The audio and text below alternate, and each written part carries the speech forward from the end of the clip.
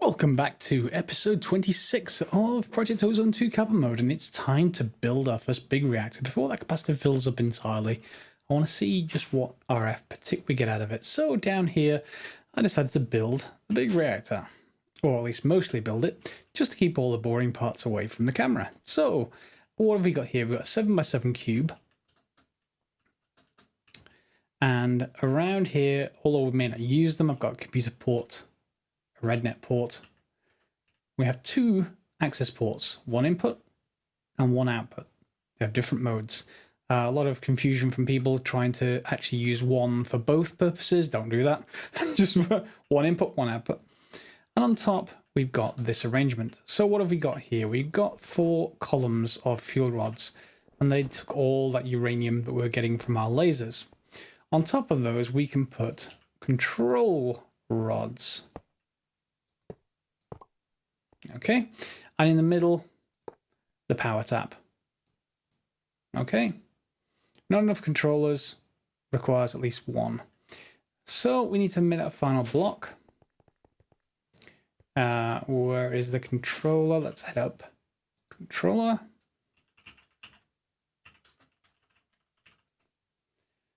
And what do we need to make that? We needed that Demon Steel the 3rd magnitude, which we should have. So we have a reactor controller. Now we can put this anywhere, just somewhere that's available should be fine. So I'm just going to put it on the side down here somewhere. How about here? And hopefully get the center block. And don't get hit by the jelly cryothium. All right. And the reactor is, or should be, available. Is it? Yep, looks like it is. So what can we actually now do with it? We need to feed it with fuel. And in our case, auto eject waste is fine. Activate will be fine if we had some fuel. So yeah, the only thing we need to do is configure this, which is an export bus from our system, to export yellorite, yellorium ingots even, which I haven't started auto crafting yet, but we will do soon enough. And there we go, it's starting to fill up. At this point, all we need to do is hit activate reactor and then configure the fuel rods. Now I want to just do that to start off with. Oops. Shift is minus alt is shift and alt. Shift and alt. Let's put them at 45. What we're aiming for, I think, is about 725 degrees, I want to say. There we go. And finally, there we go. So we can now get power from the center block. The jelly cryothium is proving that to be a problem. So let's just put this transceiver down. We want main power in on the send, and then configure the I/O just in case it needs it. It may not need it to be input. So now all we need to do is turn the reactor on. And do I have any blocks? I do have these laboratory blocks I've been building from, so I'll just put these down here. Actually, down one. Just so I can stand on something. Yep, we're fully fueled. Casing heat, core heat, energy buffer, go. As you can see, we're building up to quite a lot of RF partic. 725, and it's going to keep growing. It gets better up to about 900 degrees, I believe, unless I'm running off old information, so I don't mind it if it goes too much higher. What I did actually want to check, though, is what our capacitor says.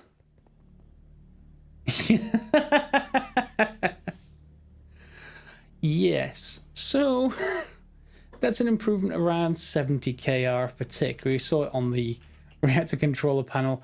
I think this this pack may have, like the Direwolf 20 pack, it may have the reactor set to a lot faster than normal. So, how much are we using? How much fuel? I think 1 ingot is half a bucket, is it? Something along those lines. So that's not actually too bad. Let's have a look at our system, because I've only made about a stack of these yellorium ingots, so it'd be useful to see if they're majorly depleting. We can always set them to craft with a sub-network. Yellorium. Well, it's certainly not going down fast at all, so that should be fine, I think. We can just basically get these, if we want to do anything manually, and just put them in the furnace and into the hopper above it, and that will keep it going for some time. Now, what we can then do is we can hook up this redstone signal that I'm using here. And I'll do that, off camera, but we can send it all the way down, bring it all the way over, and we can then respond to that signal. So I'm not sure if it's RedNet or not. Is it the RedNet port? Yeah, so we can say a certain signal will basically turn the reactor off or on. And that, of course, will then let us have smart control and not just use this permanently. Which is a smart fuel savings, even though we're actually getting lots and lots of that yellorium from sieving. So, that's a good start. We've got big reactors. What next? And there we go, that's automated now. I changed the RedNet port to a redstone port, it's much easier to deal with. Chose input toggle reactor on off. This is not the best way to actually automate it, but for now it will do. This doesn't really run the reactor all that well. Better yet is with a computer, but yeah, we're not getting there yet. So reactor redstone port, you just say toggle reactor on and off. In this case, when this signal turns on, which is when it gets too low, the capacitor that is going to come on, and our reactor should turn on. If I can probably prove that. Maybe not with insulated. Insulated may not work, but I could just replace that. No, it's okay. I have actually tested it off camera, so it is working fine. And I can probably do that just by actually not putting in a manual switch, but just changing the controls here. So it's 11K going down. This is off. So if I just change this to when storage is less than 100% full, emit a signal. Okay, that's going on and off. Stop when equal to 100%, let's say. Will you now just stay on? You will, good. So if you just pop downstairs, you see the signal is now on, and so is our reactor, which is powering up, and yeah, it's using up fuel when we don't need it to. So for now, we can just use the same control we already have with this power monitor and just say back to default of 75 and 99. Job done. So I've been doing more experimentation and set up some setups down here for furnaces, and I wanted to show you this while we were going through the power upgrade. Let's just knock these covers off for a second, just so you can see what I've done in here. There we go. So it's a regular AE2 setup, or at least that's what you think from looking at it. We've got an export bus in the top above the furnaces. These are Magical Crops core furnaces. I don't like them because they're not a full block, so they annoy me. But at the same time, you'll see why in a second. The export buses have tin ore dust in there. In the export buses, I've put a couple of capacity cards and acceleration cards. These act like a regular furnace, like a regular standard furnace, no special mods or anything. So stuff goes into the top, fuel goes into the back, and output at the bottom. So if we look at the bottom, have I broken anything? No, I haven't. Good. So in the bottom, we have an import bus with acceleration cards that just pulls stuff out really quickly.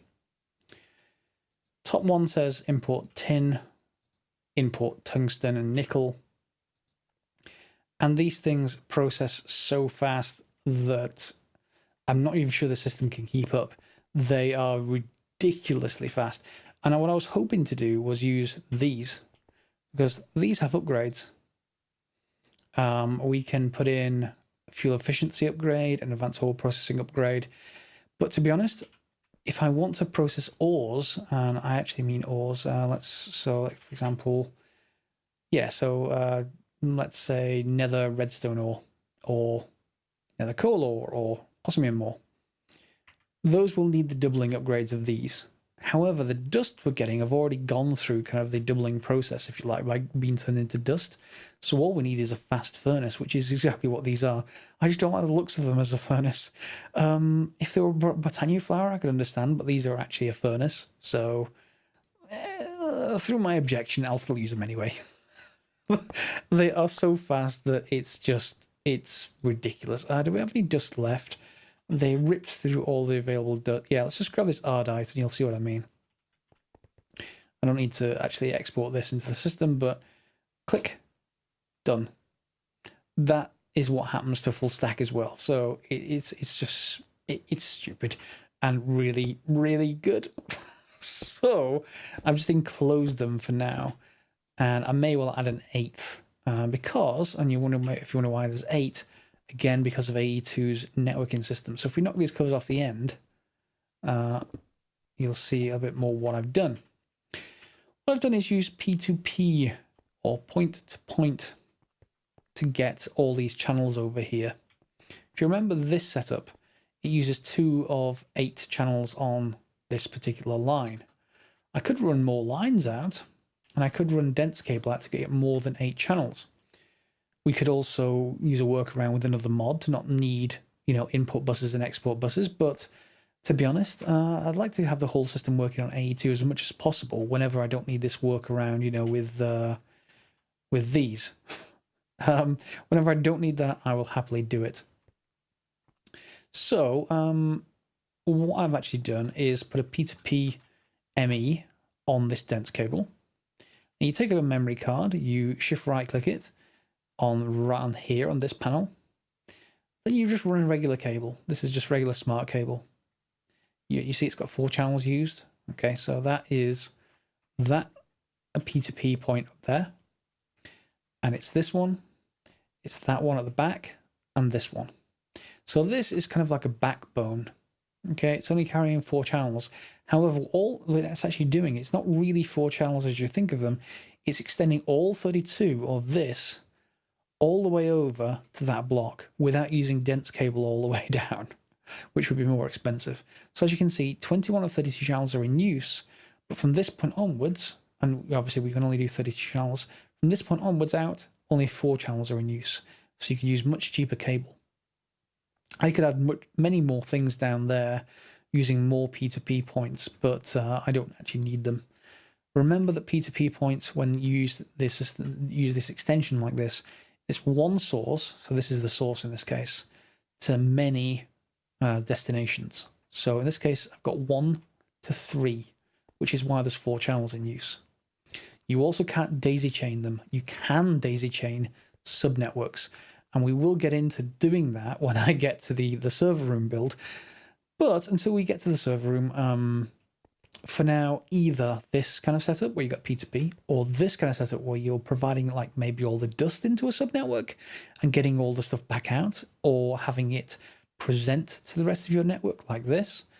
They're both viable, and it's personal choice really. There's no best way to do that, because you're using these to actually do all the work. It just depends on what you actually want. So I thought I'd demonstrate P2P like this. It's a simple enough thing to understand, and well, at least with this simple setup anyway. And feel free to ask any questions if you want to know more about P2P, or you want more demonstrations. Happy to do it. It just happens to save a lot of dense cable, and of course we can run multiple off this dense cable to extend the rest of those channels out in another direction. Just remember that you can't daisy chain them, so you can't, just then attach something else to this and then sending it and out to another P2P destination. Last thing to remember, don't forget to power this cable, because when it passes through this P2P, or at least when it's connected to this P2P, there's no power connection between these two. So you're going to need to power it somewhere, and it's easiest to do this, just like with a subnetwork, with quartz fiber and just a piece of regular cable. Doesn't really matter. I might even change that to red just to indicate power line or something. So we're actually doing pretty well with this one ME controller, and I think I'm probably going to craft a few more, and then we'll create a big structure out of them. It's typical to do that, but it's not typical to actually need them. You tend to just do it to show off, or because it's an expert pack. You won't need them. Well, you shouldn't. If you just do this kind of setup with dense cable and then don't do anything with it other than just connect, like over here, like I did to start off with, you may well need them because you'll just run out of sides to connect dense cable to. And without subnetworks, you'll just keep using, if you use P2P only and this, you'll run out with just one of these. With subnetworks, you can keep on doing it fairly, I don't want to say infinitely, but you can daisy chain them. And if you design them right, you can stretch it a long, long way, but we don't need to. We can craft more to make it a bit easier and more comfortable, if only because we can then set up like a full server room off like one of the control blocks and stuff like that. Okay, so just covering some upgrades that I've been doing to the ME drives. They're all up to 16K now. It's really easy to do. Just take the 4Ks out, put them in a crafting grid, and you get the 4K component back and an empty drive. And you can use the empty drives to put the 16K components back in, so nothing's ever wasted when you upgrade these things. To do that, craft an I/O port, put your full drives that you just pulled into here, wait for them to empty, then take them out and decraft them using the crafting grid. That will empty them back, all the items in them, back into your ME drives again, and it'll resort things. This is also very, very useful when you format drives. So instead of using, let's say, storage buses, well, I don't go down, storage buses on these, you can actually just use 64K drives or something along those lines. And you can use a security terminal, I think it is, to format them. I think it's security terminal. Well, I'll look at it later. But you can format them to say, hey, only store iron in this drive, please. And then you can have an ME drive with iron and silver and copper and etc. When I get to that point, I tend to use deep storage units, which are fairly cheap in this pack. I'm surprised that they are, to be honest, but that's annoying me. It picks up the mana tab when I hit a certain key and I can never remember what it is. Deep storage units, yeah, this recipe, the vacuum chests, it's actually quite a cheap recipe. It's only a diamond, 4 ender pearls, some pulsating iron, which we're going to get from seeds anyway. All of this stuff is very cheap. Plastic sheets is cheap. Vacuum machine chassis we can make. So I can make a full stack of those if we want to, and I think I probably will at some point, just not yet, because they store 2 billion of one kind of item in there, and we don't need that yet. We may do, given look at some of the more advanced quests in this pack, but until then, yeah. I did also want to mention, although this system works well, sorry, but this is going to be a pretty talky episode, rather than a crafty one. I thought I'd give you a break from watching me do lots of crafting and do lots of commentary instead, and hopefully that's okay with you guys. So, we'll see. This sometimes gets stuck, and I'm not sure if it's the storage or the co-processors or the number of them. I added an extra one. It's just storing things at the moment. It's full of what it needs to be. Yeah, everything's exported as normal, as it should be. So it only gets stuck occasionally, but when it does, I just hit cancel, and it just sorts itself back out again. Not a big thing, but I may well just add a full-size CPU there, just so it needs to do some more calculations. It has the headroom. And one other item, one of a couple of items, is I wanted to have a digital miner because I wanted some to just have lots of various resources that was hard to get. And it was taking a lot of time for me to go to various planets to be able to make the ingredients for this setup. And we're going to extend this again. I'm going to convert this to full AE2, probably on a subnetwork, I think. Or maybe even the daisy chain subnetwork. Actually, that'd be interesting to do because we have more than 8 devices here by far. So yeah, I may have to have a daisy chain, but I'll show you how to do that as well. It's no different than one subnetwork really, once you've done it once. But in order to get all those resources, I didn't want to have to keep going back to the planets and then vein mining out, coming back and forward and back and forward. So to do that, we get a digital miner. It's from Mechanism. I've done a tutorial on the channel before. Digital miner is all straightforward stuff we've seen before, not the teleportation core, but that requires glowstone ingots. We got those from a quest reward, if you remember this one, and you only get 10. And you had no other way of making them until we get to this stage of the game, which is really, really annoying. But now we're at this stage of the game, we can make it with an osmium compressor. So, osmium compressor, you might think, is straightforward, except that it needs printed circuit boards. Printed circuit boards need unassembled PCBs, which need empty PCBs, and you need to put those in a UV light box. Empty PCB recipes need, let me see, it's in here somewhere. Yep, compressed iron and green plastic. You then put them in the etching acid, and then that turns into a printed circuit board, which we can use in that recipe, but the simpler recipes would be ideal. You're going to need, however, a UV light box. You need to expose the PCBs. UV light boxes need the PCB blueprint. PCB blueprint you can only get through Amadron. Yes, that is like Amadron Prime. Which mod craft is this? Pneumaticraft, the mod author of Pneumaticraft at least had a sense of humor. So an Amadron tablet is not expensive to make, and the only thing you need to be aware of is when you craft it. Yeah, see, it's just this stuff that we've, it's all common stuff. There's nothing too excessive in there. Is how to use it. So when you actually right click it for the first time, everything's going to be red. You need to go to a chest of some kind, or a tank if you're ordering liquids, I think. But a chest, sneak right click, and you're saying that's where I'm going to put my payment, and that's where you're going to put the goods I order. At which point this thing will light up, and you can then order, for example, one of these by right clicking and then press order. I think I've already done that. Yeah, I have. So we get the PCB blueprint, which unlocks the UV light box, which makes us make circuits, which lets us make the osmium compressor. And you just attach this to your Pneumaticraft system, wherever it is. And that works. It's a bit slow. And the etching acid you make is another recipe inside this pressure chamber. Again, it's just mob drops that from the mob drop factory, like spider eyes and such. I did automate this, or at least to this chest. We'll do more later. I think I'll just replace that with an ender chest, to be honest. Put an item frame on the side with a capacitor inside there, and now when you put materials for a capacitor inside, it will pick them up in the chest. What seems to happen though, and just if you do this in your own world, bear in mind, it doesn't actually pick them up until they've all crafted. So you'll see them popping up and down inside the chamber, turning into capacitors, but it won't pick them up immediately. It seems to just do it once they've all converted, so don't be surprised if it takes a while before it picks them up. But it seems to pick them up through that glass wall just fine.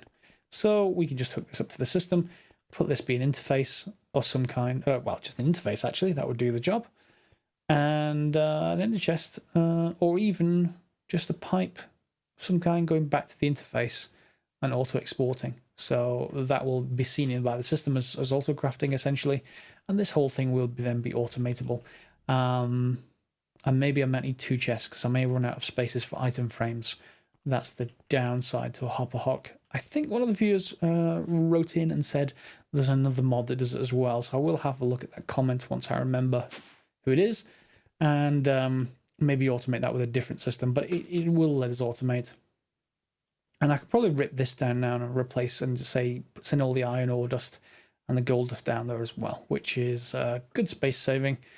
As we move forward in the system now that we're into digital storage, I think a lot of this stuff will disappear, and I'll start replacing it with more and more things like this and like these. I'll just build larger versions of them with lots of co-processing units that are quite simple to make, and then we'll just carry on automating. I think next episode what I'm going to get into is automating the assembly table. We need to set that somewhere. These things get laggy, so it's going to have to be somewhere like the last millennium. And to do that, I don't want to also lag it out with the farms. So I think what I'm going to do, I could make a remote switch for the last millennium, just to say turn everything off so it's not laggy. What I think I'll probably do, however, is I think I'm going to set up, well, first of all, link to our AE2 system over there, but then some kind of automatic system. So we can use ME level emitters. I think I've crafted a couple, yeah. So you can put these onto cable. Do I have any cable around? Of course not. Yeah, yeah, that's not connected, but you get the idea. And you can then basically drop an item in, and you can say when an item reaches this amount, do something. So you can turn the signal off or on, and then you can then control other systems from the stock level you have in your AE2 system. So it's a good way, if we hook that up to maybe some redstone conduit, and then just have the farms, or each farm, next to an ME level emitter, which turns the farm off entirely if we hit certain stock levels. So over time, and given that we can have multiple farms rather than that one large farm that we've got over there at the moment, so let's go and take a look. This is probably going to lag me out, but let's take a look. So I want to see how my terrestrial seeds are doing. Those boots annoy me, but they're really fast. Outside of crop sticks again. They're at 10-10-10 terrestrial. Cool. And so is the Enderium. Yeah, it is. So I'll probably make more farms like this that are pretty fast and very lag inducing, but they'll turn off instead of being continual like this one. This one's continual, so we keep on getting the top level essence, which we convert into blocks or indeed into demon steel until we get to something like EMC, which we're not going to get to yet. But instead of this setup, which is huge, and it only does things very slowly, but then I don't need things very fast, I can instead have lots of really fast farms like this, the smaller farms, but that turn off. They're off most of the time, and once they reach stock levels, they'll be off until I actually craft something. So I'm really happy with that kind of approach. This kind of approach works, but it's not great. And what's actually killing it here, and if you don't know why this is happening, every time one of these plants grows, it causes that block to update, which I think causes the entire chunk to need to re-render. And because we're not in the new version of Minecraft, we can't use multi-threaded chunk rendering. So we can't split that over TPU cores and stuff like that. So when this is happening, because these are 10-10-10s, it's bringing down my frames like 20, 15, 19. You can see them now. If we move out and over to the base, obviously I'm recording, so it's going to be not as great when I'm not recording. I normally get 120, 150, but once it stabilizes over here, hopefully, it's certainly less laggy feeling, and yeah, it's around 50, I guess. Depends where I'm looking, but 50 should do just fine. And again, that's just because I'm recording. I'm running a local server. I'm doing lots of other things as well in the background. So yeah, just bear that in mind in your game. So what else did I actually want to cover this episode? The osmium compressor's over here. And cyanide reprocessor is just an addition for the waste products that we get out of the big reactor. We get plutonium out of it, which once we can use plutonium as fuel. So we can use that to loop back into a big reactor. Or we can use it to make the next tier of stuff, the active reactors, actively cooled, and turbines. So those are going to be both very important. Okay, so with those already done, and sorry about the talking bit this episode, I just thought I'd take a break from doing all the crafting on camera. And this is the cyanide reprocessor, which lets us reprocess cyanide, which is the waste product from the big reactors, into plutonium, which is fuel. So you can sort of get some of your waste product recycled into fuel. That's one way of mitigating the amount of fuel it uses. The other way is, of course, swapping out the laser with different focuses to get fuel back from the laser. And you can make it self-sustaining. So next episode, we're going to have to get to draconic cores. And I think I made a combiner, maybe not. I think the combiner... yeah, let's go quickly look at that. So the draconic cores are going to need blue gems from Neptune. We can use the digital miner on each of the planets to get a lot more of the ore we have than we actually need, and I can do the dungeons, I suppose. I hate the dungeons. The Neptune blue gem ore, we can then just get one example of on Neptune, and then the digital miner will get all the rest, which will get us blue gems. Mangaloy we need to get via rich slag, which is hard to actually create. It's a chance-based thing. There's a few recipes. A lot of them involve cinnabar, which we can get from redstone ore in a pulverizer, 25%. I don't think there's much other way to get it. But we don't really need cinnabar for other things. I mean, we can do, but I suppose we can get shiny ore and then use cinnabar to get to a 75% chance of rich slag. However, if we use redstone ore, which we can make in a combiner, which is why I had a combiner up. I think it's a combiner or a compressor, one of the two. We can use that in a induction smelter with some sand. And you get, half the time you get rich slag, which we can then use, of course, to make mangalloy. And we need quite a lot of it, so that's quite a lot of RF, but it's fine. We can then make glowing mangalloy with erythium, which is erythium dust, but we can get that from a cow, I think. Zephyrian? Do I have... I have most cows. Zeph? Do I have one? Oh, I do. Ah, okay, so that'll make that easier. If you didn't, it's just a particular kind of dust, I think. What was it now? You're not going to tell me, are you? Because I'm clicking on that. Erythium dust. Okay, so that's stuff that we've seen before, apart from the blitz powder. Blitz powder you can get from the ether, from blitz rods. So yeah, is there a seed for that? Doesn't appear to be. Never mind. We don't need it anyway. We've got a cow. So I'm going to do that probably next episode, work towards draconic cores, which will let us then get to resurrecting the Ender Dragon, using its dragon heart to get awakened draconium, which will then finally let us grow nether seeds. Until then, I'm Greatester, and thanks for watching.